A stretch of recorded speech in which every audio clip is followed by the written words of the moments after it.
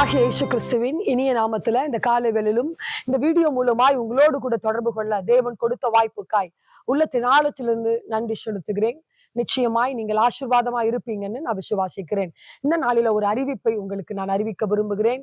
நிச்சய மகிழ்ச்சி ஊழியத்தின் சார்பாக 36வது பேரின்ப பெருவிழாவில் 4வது கூட்டம் இன்று மாலை 6 மணிக்கு TLC ஆலய வளாகத்துல நடைபெற இருக்கிறது.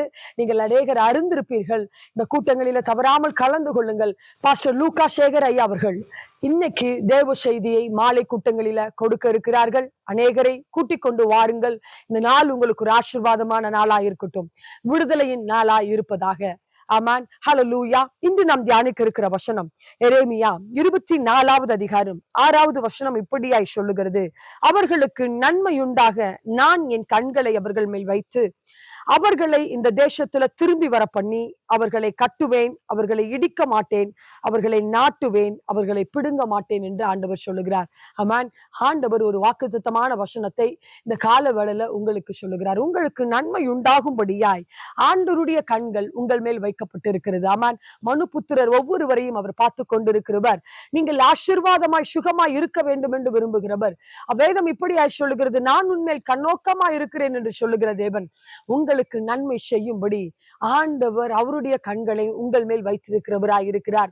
நீங்கள் சோர்ந்து போக தேவையில்லை. என்ன ஆசீர்வாதங்களுக்காக, என்ன நன்மைகளுக்காக, என்ன உயர்வுகளுக்காக ஆண்டவருடைய சமூகத்துல காத்து கொண்டிருக்கிறீர்களோ, ஆண்டவர் இந்த நாளில சொல்லுகிறார், அந்த ஆசீர்வாதத்தை தருவதற்கு என் கண்களை உன்மேல் வைக்கிறேன் என்று கால வேளையில் ஆண்டவர் உங்களோடு கூட இடைபடுகிறவராயிருக்கிறார். விசுவாசத்துல தட்டி எழுப்பி ஆண்டவர் எனக்கு அற்புதங்களை செய்ய வல்லவராய் இருக்கிறார் என்று நீங்க நம்புங்கள். கீழே வசனம் சொல்லுகிறது: அவர்களை கட்டுவேன், அவர்களை இடிக்க மாட்டேன், அவர்களை நாட்டுவேன், அவர்கள் பிடுங்கப்பட மாட்டார்கள் என்று வேதம் சொல்லுகிறது பார்க்கிறோம். உங்களுக்கான நன்மைகளை அவர் செய்வார். உங்களை கட்டுகிற தேவன், உங்களை ஆசீர்வதிக்கிற தேவன், உங்களை நன்மையால் நிரப்புகிற தேவன்.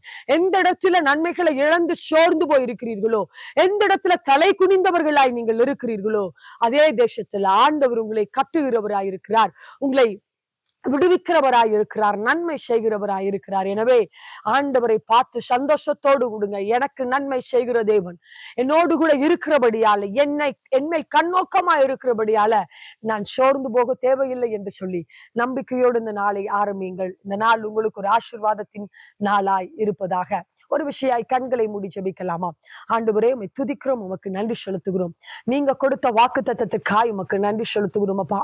ஆண்டவரே, யார் யார் நன்மை இல்லாமல் ஆசீர்வாதங்களை எதிர்பார்த்து சோர்ந்து போய் இருக்கிறார்களோ, ஒவ்வொருவரையும் திடப்படுத்துங்க. ஒவ்வொருவருக்கும் நன்மை செய்யுங்க. ஒவ்வொருவரும் கட்டப்பட்ட சூழ்நிலைகளில் இருந்தா அவர்களை விடுவீங்கன்னு ஜெபிக்கிறோம் அப்பா. இந்த நாள் அவர்களுக்கு நன்மையா இருக்கட்டும். நீங்க அவர்களோடு கூட இருந்து நடத்துவீராக. அப்படி செய்கிறபடியால் உம்மை துதிக்கிறோம், நன்றி செலுத்துகிறோம். இயேசுவின் நாமத்துல ஜெபிக்கிறோம் எங்கள் நல்ல பிதாவே. ஆமென். ஹல்லேலூயா. இந்த நாள் உங்களுக்கு ஒரு ஆசீர்வாதமா இருக்கும். மீண்டும் ஞாபகப்படுத்துகிறேன், பேரின்ப பெருவிழாவில் நீங்கள் கலந்து கொண்டு ஆசீர்வாதங்களை பெற்றுக் கொள்ளுங்கள். தேவன் நிச்சயமாய் உங்களை ஆசீர்வதிப்பாராக. ஆமென்.